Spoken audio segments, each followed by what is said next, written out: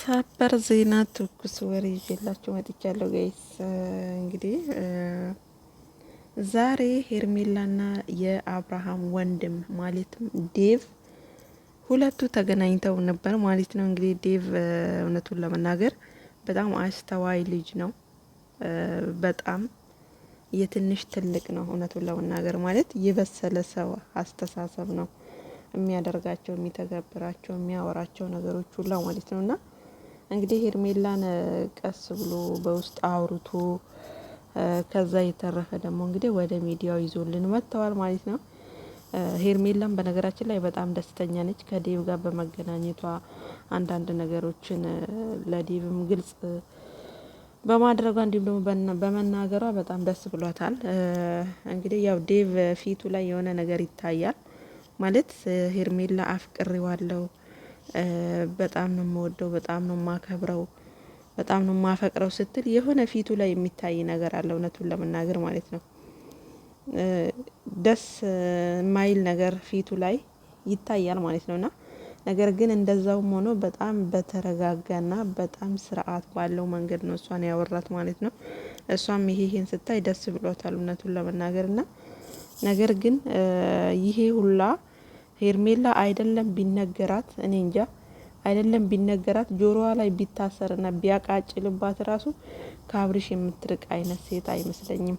ማለት ሩታ ይሄን ያህል ጨካኝ ሆና አይደለም እንደዚህም ቢምትለው ይቺ ልጅ እንደማትፋታቸው ስለምታቅ ድጋሚ ልቤን አልሰብረውም የማለት ሀሳብ ነው ሩታ ውስጥ ያለው ሀሳብ ይመስለኛል ጋይስ። እንዳየነውና እንደሰማነው ከሆነ እንግዲህ ሄርሜላ ብዙ ጊዜ ላስታርቃቸው ሞክር ያለው ብዙ ጊዜ አብርሽና ሩታ አንድ ላይ እንዲሆኑ ብዙ ነገሮችን አድርጌ ያለው የምችለውን መንገድ ሄጅ ያለው ነገር ግን የሚስማሙ ነገሮች አይደሉም። ያኔ ሁለቱም ጋር የሆነ ግጭት አለባቸውና እኔ ደግሞ የመጣሁት በስተ መጨረሻው ነው እያለች ነውና ያው ይሄ ማለቷ ከመሀላቸው መውጣት እንደማትፈልግና በሁለቱ መሀል እሷ ምን ያህል መንገድን መጓዝ እንደምትችል ነው እየነገረችው ያለችው ለዴቭ ማለት ነው። ዴቭ እዚህ ጋር የሚለው ሁለቱም ገና ልጆች ናቸው፣ ያልበሰሉ ልጆች ናቸውና ይሁ ነገሮችን ቆም ብለው እንዲያስቡ እኔ ጊዜ ሰጥቻቸዋለሁ፣ ለሷም ለሱም ለአብርሽም ለሩታም ጊዜ ሰጥቻቸዋለሁ እያላት ነው። እሷ ግን አብርሽ እንዲጎዳ አልፈልግም ነው ሁሌም የሄርሜላ መልስ ማለት ነው። አብርሽ ሲያዝን ማየት አልፈልግም፣ አብርሽ ተጎድቶ ማየት አልፈልግም።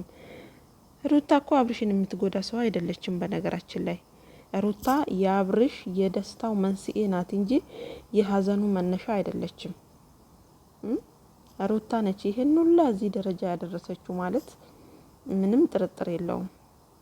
ስለዚህ የሆነ ሄርሜላ የምታስበው ሩታ እንደ ጥፋተኛ፣ ሩታ እንደ ነዝናዛ ሴት አድርጋ ነው ስታስባት የምታስባት ማለት ነው፣ ለመግለጽም የምትሞክረው እና ሩታ ለአብርሽ ሁሉ ነገሯ ነች ባጭሩ ማለት ነው።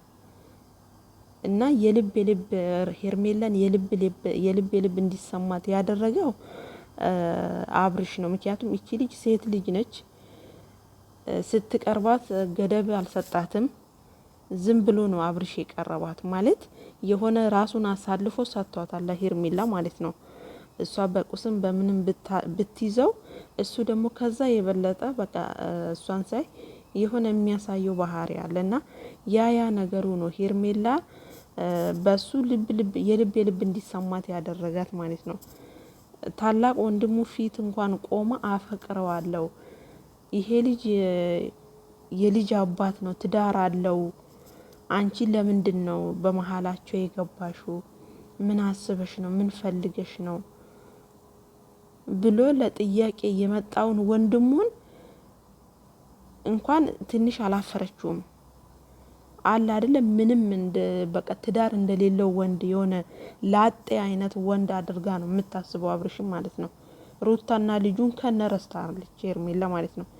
እኔ አብርሽ የትም ሆኖ የሱን ደስታ ማየት ነው የምፈልገው፣ የሱን ደስታ ነው የሱን ሳቅ ነው ማየት የምፈልገው ብላ ልክ ለአብርሽ የአብርሽ ተቆርቋሪ ነኝ ብላ ነው የምትናገረው ሄርሜላ ማለት ነው። እና አብርሽ ምንም አይነት ጥርጣሬ የሌለው 100% ሩታን ድብና አድርጎ ይወዳታል። ሩታ መቼም ከልቡ አጠፋም። መቼም ሺህ ሴት ቢደረድር አብርሃም ሩታ ከልቡ አጠፋም።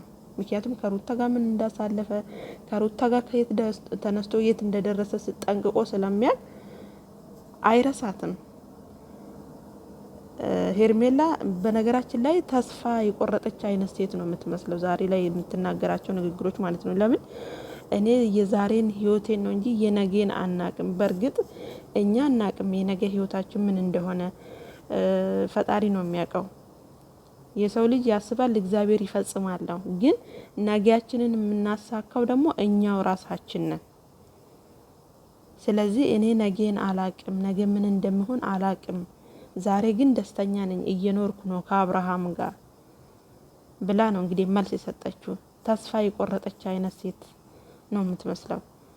ስለዚህ በሴትነቷ እንደዚህ ማለት በራሷ ማትተማመን ዛሬም ብቻ በቃ ዛሬም በልቼ ልሙት አይነት ሴት ናት ሄርሜላ ማለት ነው እውነቱን ለመናገርና ቢያንስ ቆም ብላ ብታስብ እንግዲህ ዴቭን እንድታወራኝ ይፈልጋለሁ፣ እንድትቆጣኝ ይፈልጋለሁ፣ እዚህ ጋር ትክክል አይደለሽም እንድትለኝ ይፈልጋለሁ፣ ጓደኛዬ እንድትሆነኝ ይፈልጋለሁ እያለችው ነው። እንግዲህ እኔ የምፈራው መጨረሻ ላይ ደግሞ ሄዳ ዴቭ ላይ ጥብቅ እንዳትል ነው ጋይስ።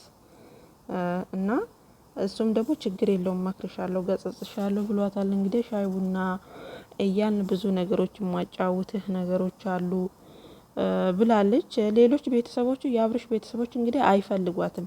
እኔ በሚዲያ ነው ማቃቸው እና ቡዜ ምናምን እያለች ነው። ቡዜ እንግዲህ አይነ ስቧን ማየት አልፈልግም ብላለች። እንግዲህ ያው ዴቭ ደግሞ አስተዋይ ልጅ ስለሆነ እንግዲህ ከዴቭ ጋር ደግሞ አውርተው ተመካክረው ምን ላይ እንደደረሱ ደግሞ ነገ ይዘውልን ይመጣሉ ማለት ነው። እንግዲህ የሩታና የአብርሽ መጨረሻቸው ያማረና እየሰመረ እንደሚሆን አልጠራጠርም፣ ተስፋ አለኝ። ምክንያቱም ዴቭ በመሀላቸው ስላለ ማለት ነው። እና ወዶችዬ የነበረን ጊዜ ይህን ይመስል ነበረ። ሰብስክራይብ አድርጉ።